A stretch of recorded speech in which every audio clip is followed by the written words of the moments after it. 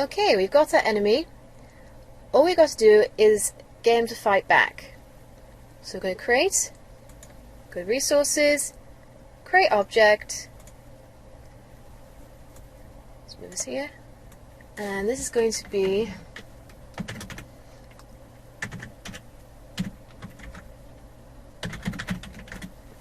enemy fighting. It doesn't matter what you call it really, just as long as you can tell which character does what. I'm going to change it to bad guy punch. And now with this, all we're going to do is at the end, just like the player fighting, at the end of the animation, he is going to go back to his idle position. Later on I'll show you how to add in a health bar so that he can take -5 off that health bar. But just for now, add event, other, animation end, and now we're going to get him to change back to his idle position. So here we go. We want instant change, self, send back to himself, and yes, we want to be able to perform events, continue following us as the player. And that's all we need to do for now with the enemy fighting.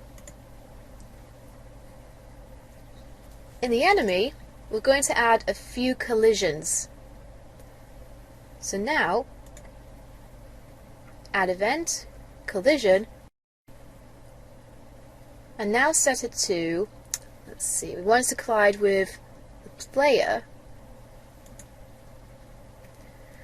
And now, when it collides with the player, instead of getting it to instantly hit us, I want it to pause a moment and think, 1 in so much chance. So we're going to add sort of a dice roll chance thing. So we're going to go in control, and here we're asking the question, and we're going to test this chance. So imagine you have this little, if you look at this little dice symbol, imagine you're rolling a dice, and you've got a 1 in so many chance of doing this. So we're going to change it to 1 in 10, and with that we're going to get it to, if we get that 1 chance out of 10, it's going to hit us. So we want to change it to enemy fighting, and yes, we want it to be able to perform its event. And that's what you need to do for the player right there. When we create the health bar, the enemy being able to take the health bar off will be within the fighting object. So we don't really need to do anything to this now. That is absolutely fine. Now, with our enemy hitting us, we want the player to change to play its dead action. So we go create that object. Resources, create object, and here, player underscore dead. Bring up the dead animation, and also remember this is part of the player collection, so we want to set the parent to player parent. And simply with this one, we want to get it to, whenever we die, we just want a message to pop up saying you are dead. We're going to add more actions later on, but for now, add event, other, animation end, and where's the display message? Here we go. Info, display message, and in here I'm just going to be really harsh and just say you lose. And that's all we're going to have in there for now.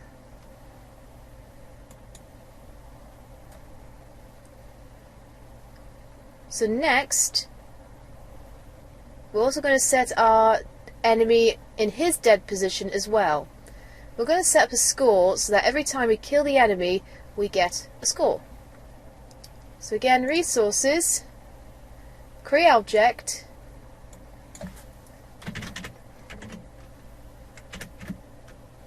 enemy dead.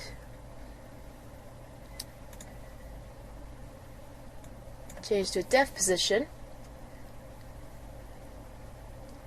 And again, we're going to get it to at the end of the animation because we want him to play his action first. At the end of that, we're going to set a score. So if you go in the score tab, in here we're going to set the score. I'll give it 100. And we're also going to set the relative on because we're going to be adding to our current scores. We're not going to just set it to 100 each time. We want to add up 100. So tick that. And also we want this instance to disappear. So in the main one, here we've got destroy instance. I'll just leave it at self for now. So there you go, that's all you have to do for now with the bad guy death action. So what we've got to do, let's double check this, player fight. Yeah, we've got, in the player fighting, we've got to set up its ability to hit our enemy. So now we're going to add the collision. So whenever our player punch collides with the enemy, so we're going to set the first of all to the enemy. So when it collides with the enemy, it's going to change his instance to the enemy dead action or object. So main one, change instance. Now this time we don't want to set itself as the change. We want to set the enemy. So we're going to click on other. And we're going to change it to enemy dead, and we do want it to perform its event. We're going to do exactly the same if the enemy punch is activated as well. So just in case he's punching us, so we have a chance of killing it, do exactly the same thing, but this time with the enemy fighting. Set to other.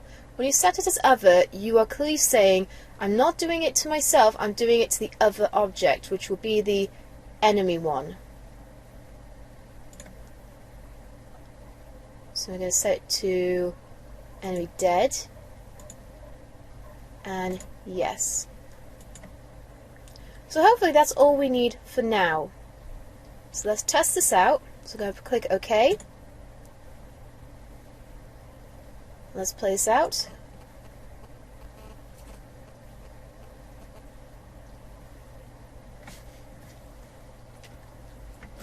So I'm going to try and punch my enemy. And yep, he plays a dead animation, and my score is also set to 100. Let's see, can I also... So I'm going to close this down and play again.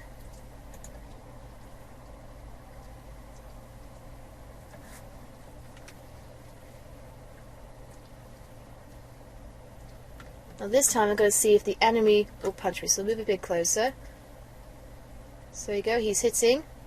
As you can see, he's not consistently hitting me, he's just doing it one, I think it was out of every 10 or 50 chance. So there you go. Now I have set up my death, but I haven't set up the health bar. We're going to do that in a moment, but first of all we're going to set the jumping action for our character so he can jump backwards and forwards over the enemy.